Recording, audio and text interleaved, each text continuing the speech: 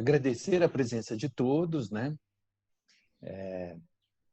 que estão aqui compartilhando com a gente. Nós estamos vivendo momentos muito excepcionais, né, mas que nos propiciou o desenvolvimento dessas tecnologias, onde podemos continuar nos encontrando virtualmente, né, participando, interagindo. O propósito do Procer é o compartilhar esse campo de pesquisa, de assistência, de ensino, que é a saúde, espiritualidade e religiosidade, né? E as nossas assistências têm estado suspensas em função do isolamento social, mas continuamos em projetos de pesquisa, mestrado, doutorado sendo desenvolvido, e algumas pesquisas independentes também neste campo. Alguns cursos também estão continuando do ponto de vista também por tecnologia virtual. E as nossas reuniões, né? As nossas reuniões têm, graças ao trabalho da Marina, a quem agradeço aqui em público, tem acontecido uma vez por mês, pelo menos, além de postagem de algumas lives e alguns trabalhos que têm ocorrido também. Então, quem quiser deve acompanhar o nosso site, nosso canal no YouTube, nas redes sociais, onde estamos divulgando o trabalho que tem sido desenvolvido e acrescentando, na medida do possível, um banco de dados, um repertório que tínhamos aí anterior ao início desses canais, né? As nossas reuniões, então, elas têm esse intuito de continuar divulgando o trabalho e, principalmente, quebrando a barreira que tem sido a barreira mais apontada, né? Que é a falta de treinamento. As pesquisas que fizemos com os agentes de saúde demonstraram que pacientes médicos, agentes de saúde, psicólogos, todos os agentes de saúde de um modo geral, dizem da dificuldade que tem de compartilhar com seus pacientes em função de falta de treinamento, né? Então, um dos trabalhos, uma das missões do Procer é propiciar esse treinamento para que as pessoas possam, então, se sentir familiarizadas com o tema e poder abrir esse campo de discussão, né, das necessidades espirituais dos seus pacientes.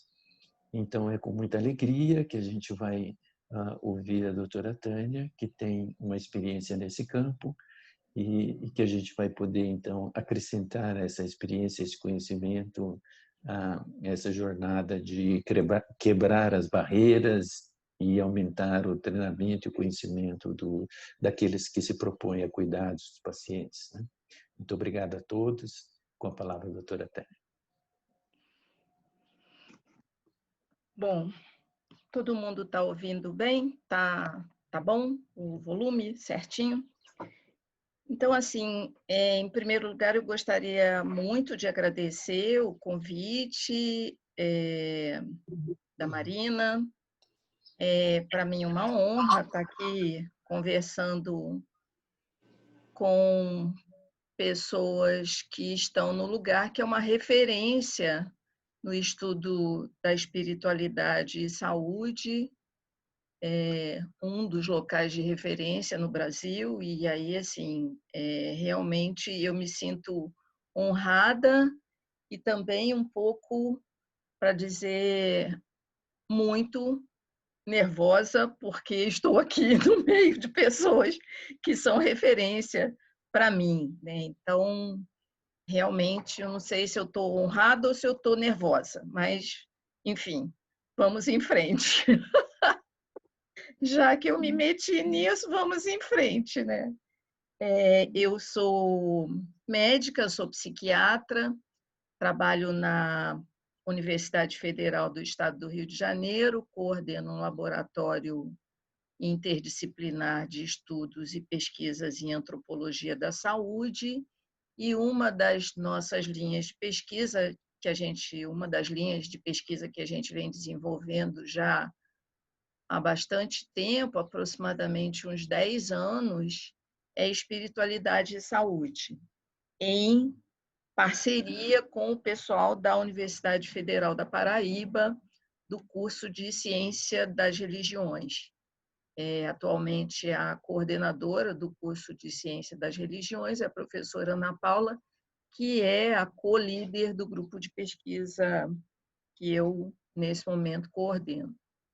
Então, nesse caminho, a gente vem se dedicando ao estudo de alguns instrumentos. Eu estava conversando com a Marina sobre isso, né? Sobre a possibilidade de instrumentos serem capazes de medir o que a gente chama de espiritualidade.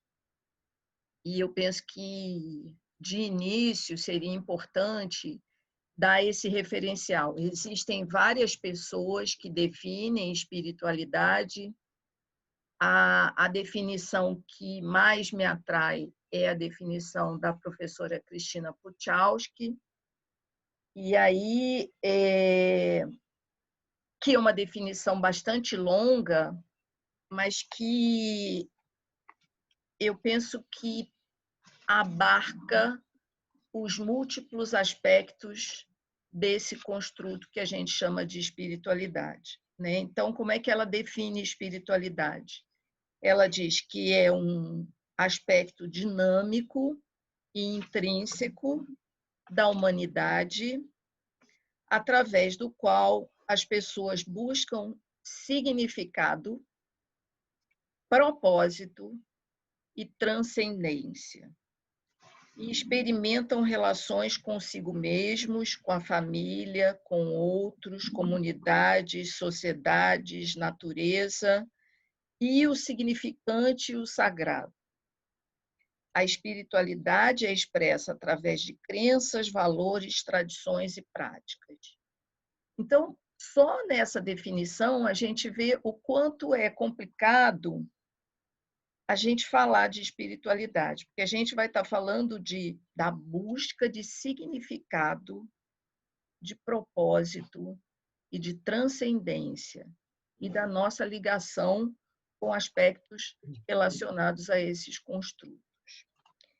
Ela chegou a essa definição, né, através de um projeto de consenso nacional para a qualidade do cuidado paliativo, e aí esse aspecto é bastante interessante, porque ela chega nessa definição através de pessoas e de trabalhadores da área de saúde que estão trabalhando na área de cuidados paliativos, ou seja, na área onde as relações entre a saúde e a doença se mostram bastante particulares, né? E aí foram feitas 2 conferências, na verdade 3 conferências nos Estados Unidos, em 2009, em 2012, e são conferências bastante interessantes. Se a gente for acessar os relatórios, porque são conferências que têm esse título, né? Criando sistemas de cuidado com maior compaixão. A outra conferência, essa foi em 2012, a outra de 2013 é Aumentando a dimensão espiritual do cuidado integral ao indivíduo, o papel transformador da compaixão, do amor e do perdão. Quer dizer, se a gente pensar na definição de espiritualidade e nos títulos dessas conferências, a gente vai ver que a gente está falando de elementos que são muito particulares, que são muito individuais e que nos ligam com o todo, né? Então, o primeiro aspecto que eu coloco em discussão é esse, né? É possível falar de necessidade espiritual de um indivíduo de uma maneira global? né? Se a gente levar isso em consideração, isso que eu já falei, essa definição, a busca de significado, de propósito, de transcendência. Então, assim, essa é a primeira questão. Será que é possível? E aí, partindo disso, né, se a gente for pensar sobre essa possibilidade, a gente vai partir para uma segunda questão, que é a diferença entre o cientista, e eu me incluo nisso, que olha para a realidade, que olha para esse indivíduo, para o mundo, e pensa essa realidade. Ele se interessa por um aspecto dessa realidade e pensa sobre ela. E que, de uma maneira ou de outra, por mais que ele pense sobre a realidade, se interesse sobre isso, se interesse por isso, ele não está vivenciando a realidade. Quem vivencia a realidade é o indivíduo. E cada um vivencia a realidade de uma maneira completamente diferente.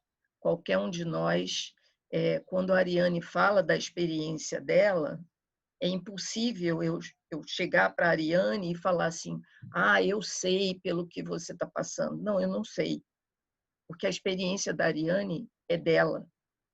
A minha experiência é minha. O significado para mim é meu, porque tem a ver com a minha história de vida, né?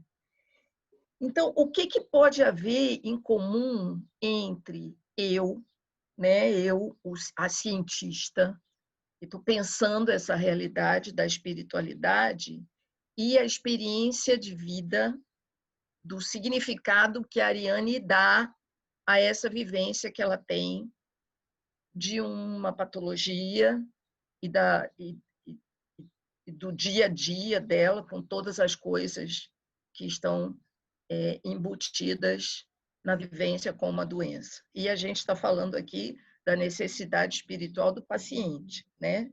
De um indivíduo que tem uma determinada doença e que convive com essa doença. Então, esse é o segundo aspecto. O que pode haver em comum entre o meu pensamento descritivo, analítico e uma experiência, né?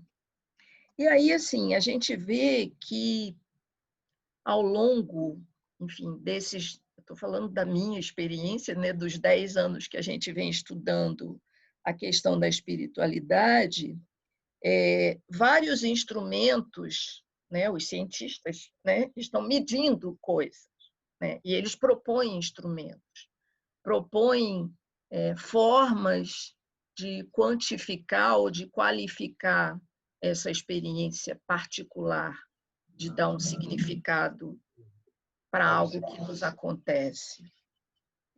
E aí o primeiro problema que eu vejo nisso é que muitos desses instrumentos colocam na mesma panela espiritualidade e religiosidade.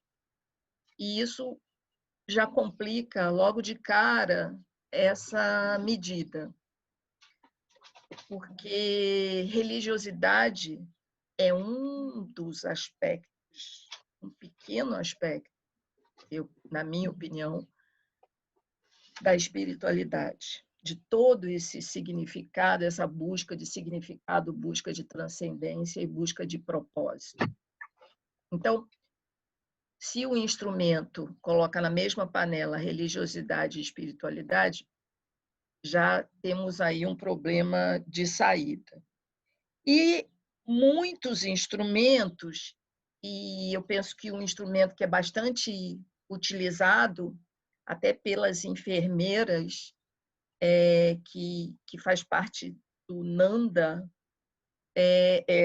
eu penso que é o instrumento que avalia o sofrimento espiritual. E nesse ponto, as enfermeiras saíram assim na frente de 10-0 em relação aos médicos, porque elas estão muito mais preocupadas com o cuidado em si do que em diagnosticar e classificar e tratar, é óbvio, que são as tarefas do médico, que vem, obviamente, se modificando nos últimos 20 anos e vem inserindo aspectos, vem incorporando aspectos relativos ao cuidado, mas as enfermeiras estão lá na frente, né, em relação aos médicos.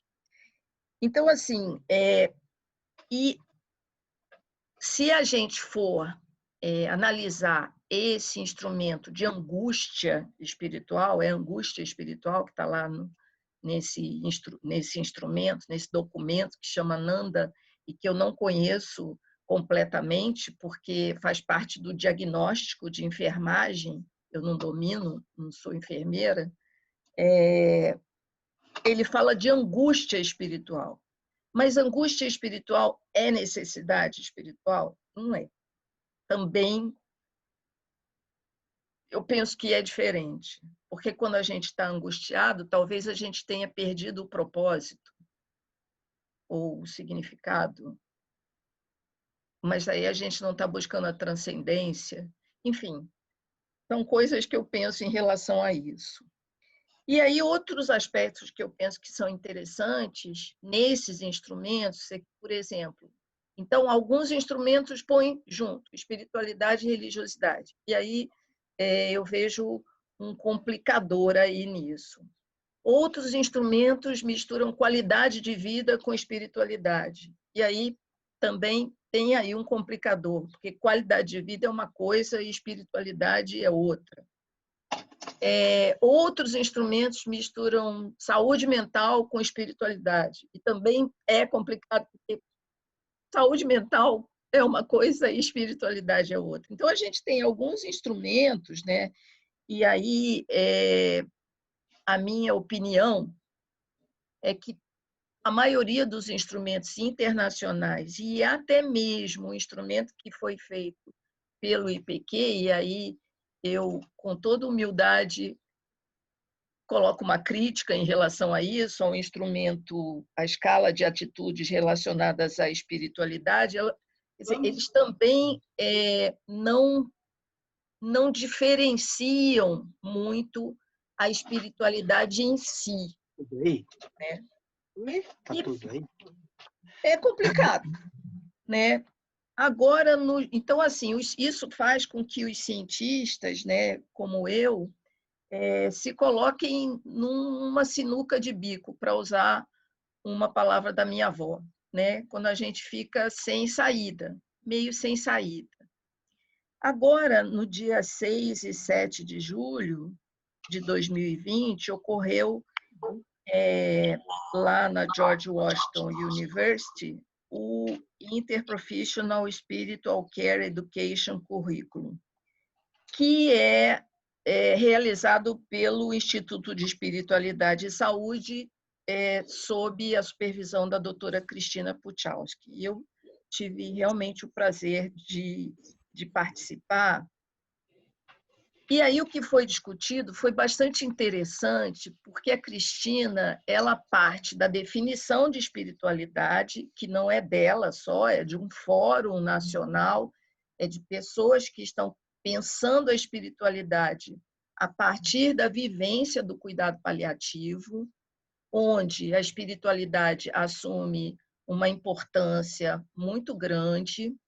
A fala da Ariane mostrou isso muito claramente, eu achei que foi absolutamente oportuna. É muito interessante essa sincronicidade, como boa junguiana, é impossível não falar disso, né? Então, assim, eu realmente acredito nessa questão da sincronicidade. E aí a Cristina, né, parte da definição de espiritualidade e ela diz o seguinte, ela fala, bom, então o que é o sofrimento espiritual?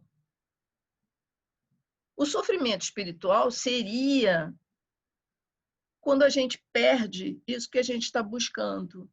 Então, a gente perde ou o propósito, ou o significado, ou essa busca, essa vontade de buscar a transcendência. Então, isso seria um sofrimento espiritual. Já que eu defino a espiritualidade como a busca, o propósito, o significado, a transcendência. Então, um sofrimento espiritual, e aí isso levaria a uma necessidade espiritual, seria eu perder esse contato, perder o contato com o que me dá significado. E aí eu falei, gente, essa definição é a melhor, porque realmente, né, é simples e é absolutamente coerente, né? E aí, assim, mais uma vez vem a questão, né? E aí, como é que eu meço isso, esse sofrimento, né? Ela propõe, como boa cientista, né, uma escala onde ela vai tentar qualificar esses construtos, né? Significado, propósito, transcendência, ligação, etc, etc, etc. É uma possibilidade, eu penso que é uma possibilidade próxima. A gente tem outros cientistas que estão falando de necessidades espirituais, como o Dr. Bussing. Eu trabalhei com o Bussing validando uma escala de necessidades espirituais. A gente trabalhou com pacientes HIV positivos. E o que a gente viu é também uma crítica. Eu estou sempre fazendo críticas, porque eu sempre tenho dúvidas em relação ao que eu estou medindo, ao que eu estou estudando, a se isso realmente corresponde àquilo que eu estou tentando entender na realidade. E a escala do Bussing, ela tem um problema que é, mais uma vez, trazer a religiosidade e misturar com aspectos relacionados à espiritualidade. A vivência com essa escala do Bussing, eu não tenho vivência com a escala da Cristina Puchalski, porque ela ainda está sendo proposta, foi a seguinte, e eu estou falando agora de uma parcela da nossa população que é o paciente HIV positivo. Ela foi, sim, capaz de medir a necessidade espiritual desses pacientes. A gente encontrou aspectos, porque ela tem 4 elementos, 4 domínios, que são as necessidades as necessidades religiosas. Deixa eu ver aqui, eu tenho que colar. Generosidade, paz interior e suporte familiar. Na verdade, esse suporte familiar ele se mostrou significativo aqui no Brasil, porque nos estudos que o Bussing já havia publicado, e ele já traduziu essa escala para vários idiomas, para o chinês, para o lituano, para o polonês, para o Iraque, enfim, para um monte de países. E aqui no Brasil, esse construto, esse domínio de suporte familiar foi super importante, foi significativo. E outra questão que foi bastante significativo, e a gente fez essa pesquisa no Rio de Janeiro, no Hospital Gafreguinli, que tem um serviço especializado em pacientes HIV positivos. É um serviço de referência no Rio. E a gente viu que, para esses pacientes, o suporte familiar era absolutamente importante. E não era importante nos outros estudos que o Bussing havia feito em outros países. O Bussing é alemão, né? O estudo original é em pacientes alemães. Só que ele não tinha trabalhado com pacientes HIV positivo. E aí, a Ana Paula, que trabalha na Universidade Federal da Paraíba, ela falou, vou fazer o seguinte, eu vou fazer o reteste desse instrumento. A Ana Paula faz o reteste e ela encontra resultados completamente diferentes dos meus. E aí a gente ficou assim, olhando para os dados, falando assim, Cara, o que que significa isso? Por exemplo, para os pacientes HIV positivos atendidos no hospital de referência em João Pessoa, o construto de generosidade e de paz interior não foi tão importante. A gente só teve em comum a necessidade religiosa, que para eles, lá na Paraíba, foi extremamente importante. E ela encontrou dois domínios que ela denominou completamente diferente, né? Eu falei que os brasileiros entraram na vida do Bussy para complicar a vida dele, porque ela encontrou outro construto, né? Tipo assim, domínio do tempo, que para essas pessoas o tempo de doença e a quantidade de elementos que eles consideravam importantes no tempo de tratamento e no tempo de vida era importante para as pessoas da Paraíba. E que não era nem um pouco importante para o pessoal do Rio. Então, o que isso quer dizer? Quer dizer, isso quer dizer, na minha humilde opinião, é que, mais uma vez, né, isso que a gente está medindo tem características muito particulares, né? Ou seja, a gente volta lá para o começo. O que é que a gente está tentando medir e que é uma realidade extremamente abrangente, né?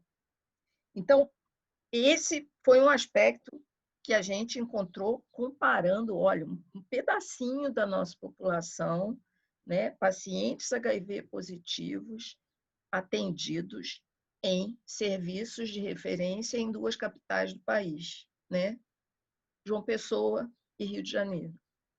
Se a gente for fazer isso no Brasil inteiro, o que será que a gente vai achar?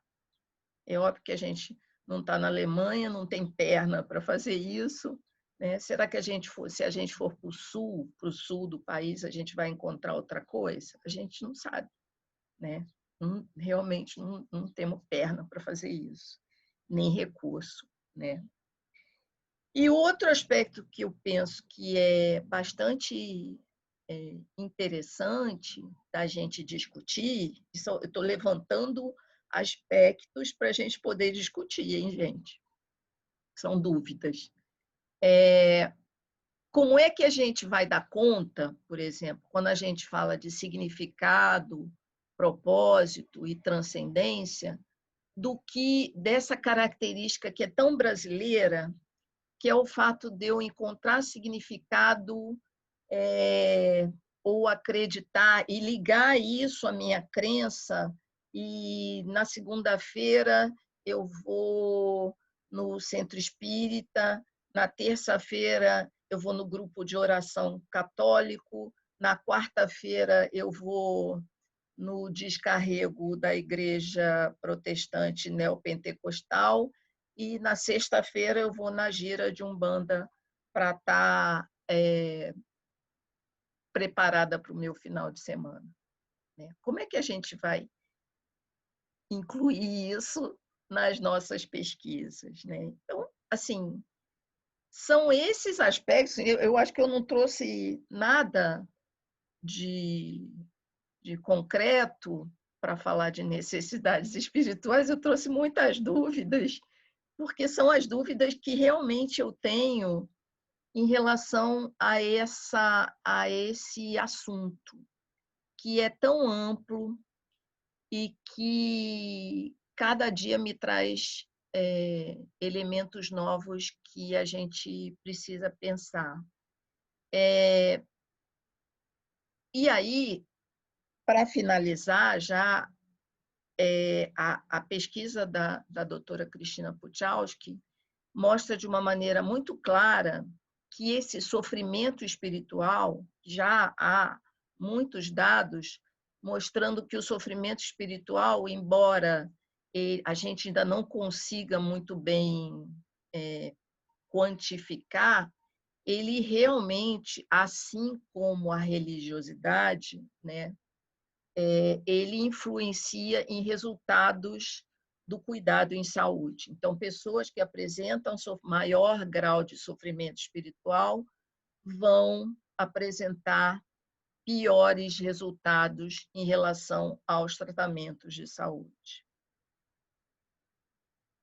E aí eu penso que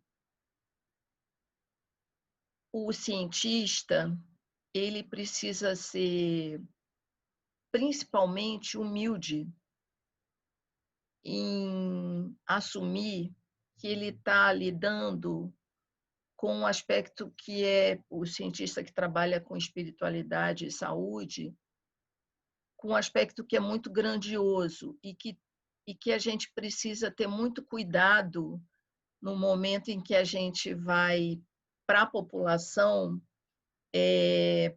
pesquisar sobre esse assunto. Porque quando a gente fala de significado, transcendência e propósito, a gente está lidando com aspectos que são muito particulares e que têm um grande significado para as pessoas.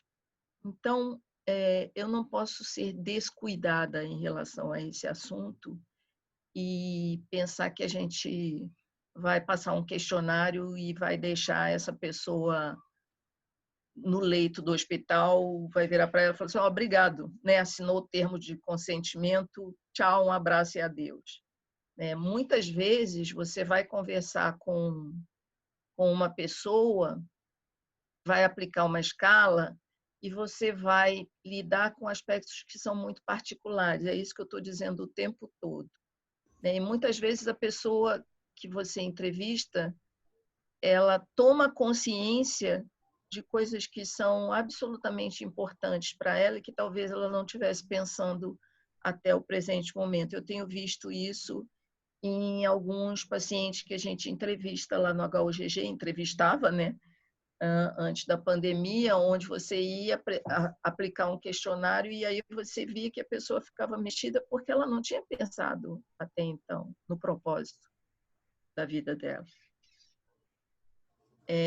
Então, acho que a gente precisa ser humilde e cuidadoso, porque a gente está lidando com coisas que são de um grande valor para as pessoas. E, para terminar, eu penso, eu vou falar, né, uma coisa que eu sempre digo, que com os alunos lá no grupo de pesquisa, que assim, não existem necessidades espirituais, né? Existem necessidades.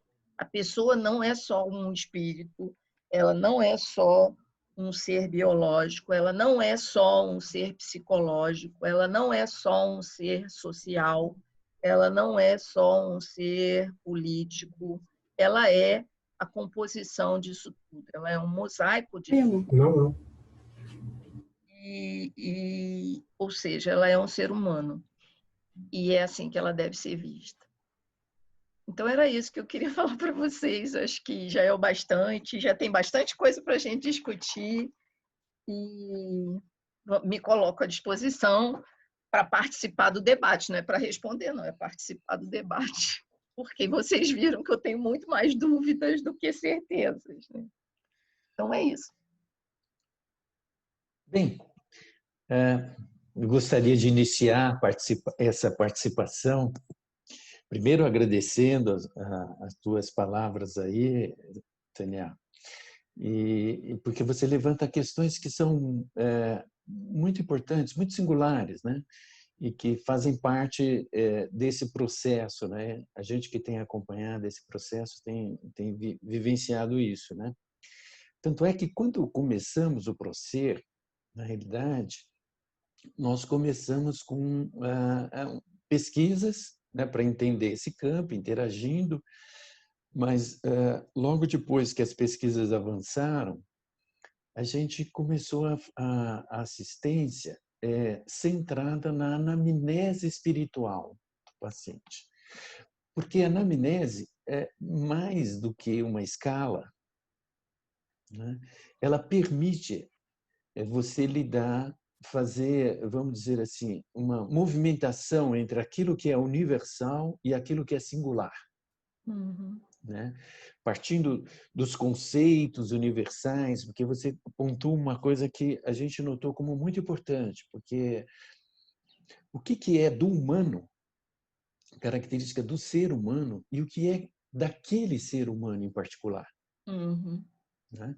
Então, a anamnese ela permite isso, ela permite que você navegue por conceitos universais, mas tentando entender como que aquele sujeito, aquele indivíduo, aquela pessoa, né, diante daquele sofrimento que ela está vivendo, como é que ela vivenciava isso antes, como é que ela está vivenciando isso durante o sofrimento, qual a relação que ela faz entre o sofrimento e os conceitos, se aqueles conceitos universais fortalece ela ou enfraquece ela, se aumenta essa conexão, né? Eu achei bastante interessante esse conceito de sofrimento como perda do contato, né?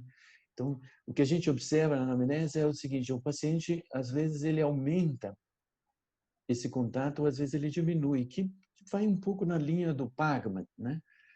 Do coping religioso, positivo, negativo e tudo isso. Então, entendemos que é uma ferramenta muito importante. Acontece que para pesquisa, como o gold standard é a pesquisa quantitativa, né? Então, tinha que se fazer algumas escalas. E aí, um dos membros, que foi a Camila, fez até um mestrado dela ligado ao desenvolvimento da escala, que temos já consciência da imperfeição dela, como de todas, né? Essa não tinha a ambição de ser, vamos dizer, diferente, mas de dar alguma contribuição, porque eu acho que é um campo que está em desenvolvimento e que contempla essa necessidade, né? Eu concordo com você com a humildade necessária, porém, nós temos que saber que estamos lidando, né? Vamos dizer assim, numa situação onde existe avanços e temos que lidar com uma situação que eu chamo de instigante, que é assim, dar espaço para as necessidades espirituais dos pacientes, para os seus conflitos, quando dois outros, vamos dizer assim, agentes, vou tentar usar esse termo, tentam não dar esse espaço, né?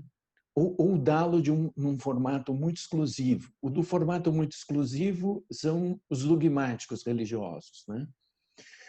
E não dar espaço são uma ciência com uma visão muito materialista e que desqualifica esse campo.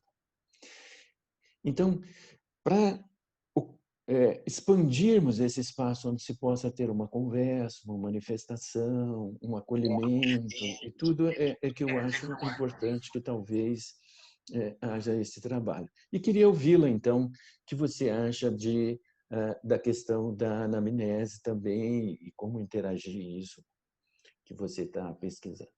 Obrigado. E antes de ouvir a sua resposta, quero deixar um agradecimento muito particular, mas por motivos de força maior, após os seus comentários, eu terei que me ausentar, mas já deixo um grande abraço aí a você e a todos os demais participantes. E tenho certeza que você estará em boa companhia aí com o nosso grupo. Eu penso que essa questão da anamnese, incluir os aspectos relacionados à espiritualidade na anamnese, são um grande avanço para a educação médica. Porque se a gente pensar nessa questão do cuidado, que os diagnósticos em enfermagem, que a anamnese na enfermagem inclui de uma maneira muito mais evidente, eu penso que tem sido um grande avanço. O questionamento que eu faço em relação a isso, então, assim, é um avanço, não há o que discutir. A segunda questão é diferente você perguntar o que é o significado daquela doença ou daquele sofrimento para aquela pessoa e se ela relaciona isso a alguma questão que não é biológica ou social ou psicológica, e aí a gente pode falar num sofrimento espiritual, eu penso que é importante. O questionamento que eu faço é o que a gente faz com isso? Porque eu penso que não ao mesmo tempo em que se questiona em relação a isso, talvez seja necessário dar algum tipo de resposta a isso, porque senão fica pergunta pela pergunta. E eu penso que esse passo além, a gente ainda não está conseguindo dar. Nos Estados Unidos, eles têm a inserção da equipe, na equipe, de uma profissão que é o capelão, que lá tem um significado completo. Você deve saber disso, muito diferente do que tem aqui. O capelão aqui, geralmente, é uma pessoa que tem uma determinada religião, ou que está ligado a algum tipo de crença e que vai dar respostas, enfim, mas que ele não está incorporado à equipe de saúde. Muitas vezes o que se tem aqui, por exemplo, o lugar onde se faz isso de uma maneira da melhor maneira possível é o INCA, o Instituto Nacional do Câncer, no Rio de Janeiro, só que é feito por uma equipe de voluntários. Tá? E são treinados para isso. Né? Eles têm reuniões periódicas. Não, é que eu acabei de acordar. Eles se reúnem para discutir como é que foi o atendimento daquele dia. Então, assim, o INCA é o melhor modelo que eu conheço no país, mas que tem um trabalho voluntário e que não está integrado à equipe. Então, o que falta para mim, porque, na minha opinião, é pensar nesse passo depois. Porque senão fica mais uma pergunta da anamnese, e eu me lembro muito dos meninos lá da Escola de Medicina e Cirurgia da Unirio, que falam assim, então fica eu perguntando na sua casa, você já, ou então assim, você já viu o caramujo? E a pessoa fica olhando assim para mim, do tipo, para que você quer saber isso, né? Você tem alguma crença, a sua vida tem propósito? E aí o cara, né? Não tem. Ah, tá bom, só queria saber. Né? O que a gente vai fazer com isso?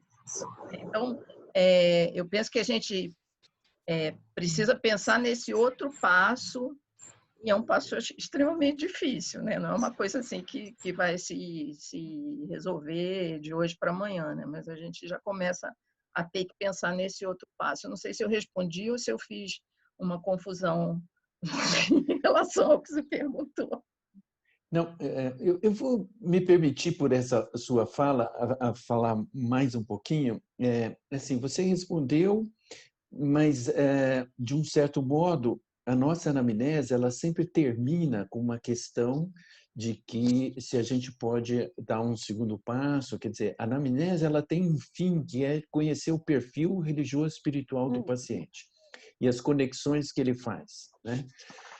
Um pouco naquela linha da sociedade americana lá de você tem crença, você faz associação do seu sofrimento, você tem com quem falar, quer falar aqui. E o passo seguinte que a gente tem adotado foi de tentar fazer um esboço de capelania nesse modelo mais neutro, às vezes até chamando um líder religioso, quando a pessoa quer, manifesta que tem uma religiosidade, que o canal dele é aquele religioso, mas eu penso que também a gente tem ofertado algumas práticas, e aí eu deixaria para você essa questão do PNPIC, né, do Programa Nacional de Práticas Integrativas, que talvez seja um caminho de dar seguimento, né, a uma prática e não ficar só na questão, mas também iniciar aí alguma prática que possa criar uma oportunidade de avanço disso. Obrigado.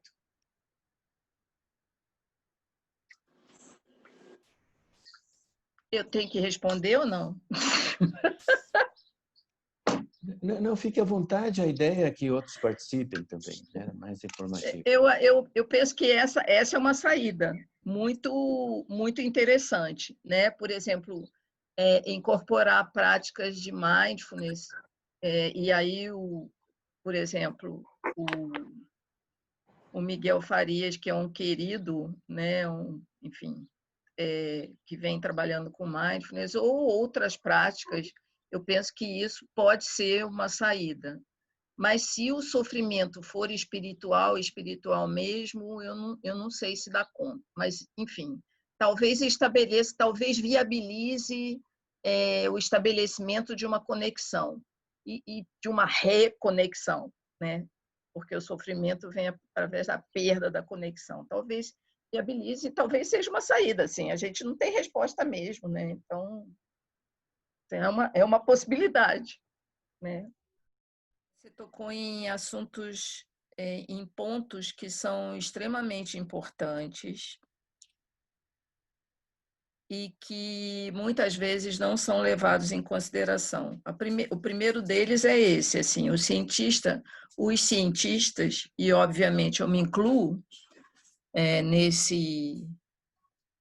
nesse rol.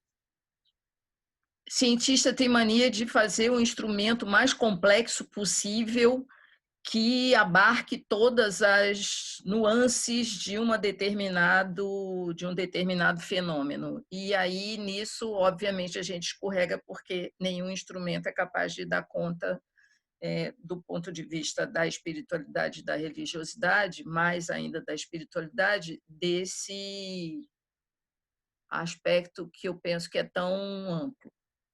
Então, talvez se a gente se contentasse em pegar alguns pequenos aspectos, talvez as coisas andassem de uma maneira mais rápida, né? Se cada um desse a sua contribuição e a gente fosse compondo esse mosaico que nos caracteriza como seres humanos.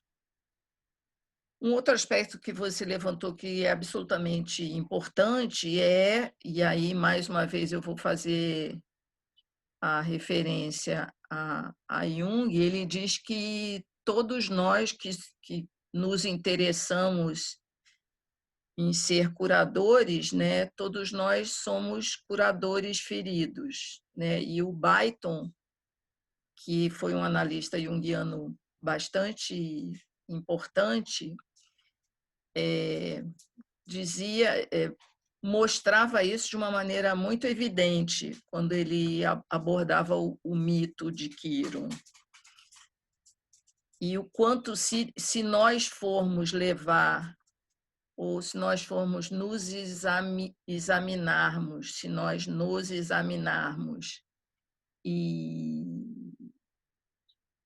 todos nós vamos achar uma determinada ferida que trazemos em nós e que nós talvez estejamos buscando curar quando nós nos encontramos com esse outro que sofre e sofremos junto com ele. Por mais que a gente não reconheça, e o estudante, principalmente o estudante de medicina, é treinado em uma grande parte do curso para não identificar isso. E, obviamente, isso vai ter reflexos na saúde do profissional no qual esse estudante vai se transformar. E o outro aspecto, e muitas vezes não há acolhimento para esse sofrimento que se inicia já desde a graduação. E não é só o estudante de medicina que sofre, o estudante de enfermagem sofre, enfim. esse sofrimento está presente e não é só um sofrimento psíquico, é um sofrimento espiritual, é um sofrimento global, né? Que atinge a todos nós, que estamos curadores no momento em que praticamos as nossas profissões na área da saúde. E o outro aspecto que você levantou, que eu penso que é absolutamente importante, que eu esqueci de comentar, é no momento em que a Cláudia traz a visão do profissional de enfermagem e que você, Maria José, traz a questão do médico, né, e do estudante de medicina, é que a gente ainda não aprendeu a verificar ou a exercer a transdisciplinaridade. E isso deve começar na graduação, porque nenhuma teoria, nenhum modelo científico é capaz de dar conta disso que a Cláudia chama de experiência humana por si só. Então, é necessário que as pessoas conversem e que haja eventos como esse, onde as pessoas possam trocar experiências e talvez aprender a ouvir o outro. Eu tenho feito algumas experiências lá na Unirio de trabalhar, de oferecer disciplinas